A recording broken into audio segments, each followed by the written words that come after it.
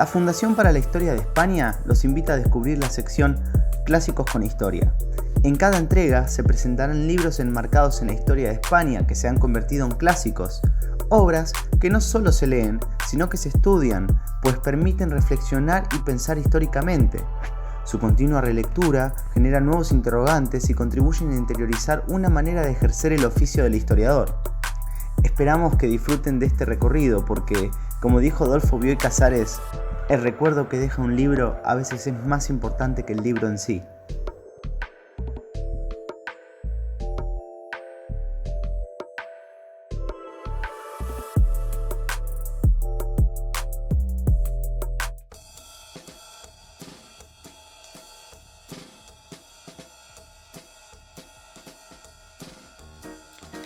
El sonido del dinero, monarquía, ejército y venalidad en la España del siglo XVIII es una exhaustiva investigación sobre el ejército español, desde el reinado de Felipe V y la Guerra de Sucesión Española hasta los primeros años de gobierno de su nieto, Carlos IV.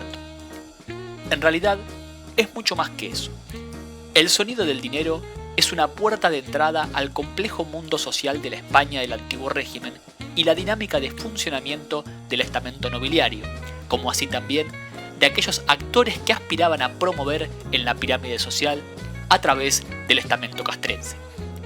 Un estamento imbuido en las redes de poder, venalidad y corrupción que atravesaron a la monarquía borbónica. Dicho en palabras del autor, el libro versa fundamentalmente sobre el complejo y variopinto universo de los compradores de empleos militares, sobre su sociología y los móviles que se escondían tras la adquisición de una compañía o una coronelía. En esta obra, Francisco Andújar Castillo, doctor en Historia por la Universidad de Granada y catedrático del Departamento de Geografía, Historia y Humanidades de la Universidad de Almería, analiza con detalle la dinámica de funcionamiento de la venalidad en los regimientos del ejército español, particularmente entre su oficialidad, a lo largo de distintas coyunturas del siglo XVIII. Con este libro, además, el autor dio continuidad a una extensa producción historiográfica con la que ha contribuido, desde comienzos de la década de 1990, a comprender las transformaciones y formas de funcionamiento del ejército español en general y de la carrera militar en particular durante el siglo XVIII.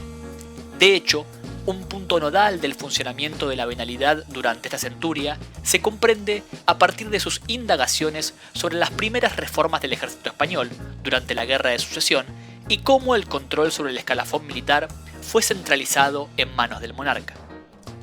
A lo largo de 11 capítulos, divididos en 4 partes, Andújar Castillo indaga en el problema de base que dio lugar a su investigación: la provisión de hombres para las tropas españolas, conjugadas con las necesidades de la hacienda real. De este modo, indaga tanto en los distintos mecanismos y procedimientos venales, con sus continuidades y cambios a lo largo de distintas coyunturas bélicas en las que la recluta fue más acuciante, desde la Guerra de Sucesión y las guerras de Italia en las primeras décadas del siglo, hasta la Guerra de la Convención a finales del siglo XVIII. Al mismo tiempo, la apertura de estos procesos venales exhibe el rol de los hombres de confianza de los reyes y del gobierno de la monarquía, como José Patiño, el marqués de la Ensenada, Juan Gregorio Muñain, el conde de Campolange o Manuel de Godoy, sus vínculos con asentistas, capitanes provisores y otras figuras de la nobleza y la burguesía, que promovieron en la carrera de las armas en ocasiones sin pisar los campos de Marte o favorecidos por prácticas ministeriales corruptas. Y también los mecanismos de la burocracia monárquica que controlaban el acceso a las patentes, la promoción en el escalafón y la información sobre los procesos venales, al tiempo que velaban por silenciar el sonido del dinero. Un sonido que, al concluir este proceso, ya no será necesario ocultar. La importancia de esta obra radica justamente en aquellas características que la constituyen en un clásico. En primer lugar, porque es un aporte notable al estudio de una faceta hasta entonces poco analizada para el siglo XVIII, como el recurso a la venalidad en los procesos de formación de regimientos y promoción de la oficialidad en el ejército español desde los primeros tiempos borbónicos en la monarquía española.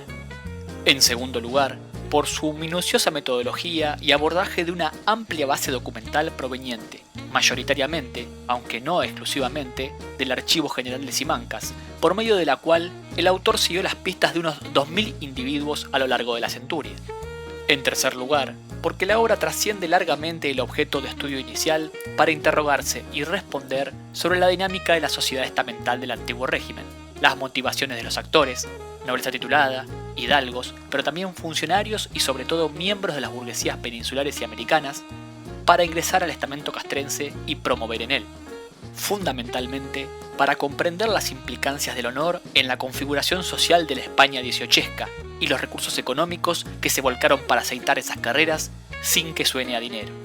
Además, la obra es un estudio sobre el funcionamiento práctico de la gracia real y los fundamentos de la monarquía absoluta.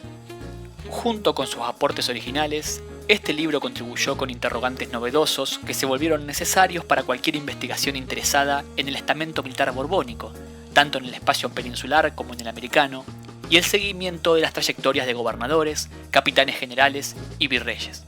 Prueba de ello es la amplia producción historiográfica influenciada por esta obra de Andújar Castillo para objeto de estudio de distinta índole, militar, social y político, para escudriñar en los meandros de la dinámica histórica del antiguo régimen.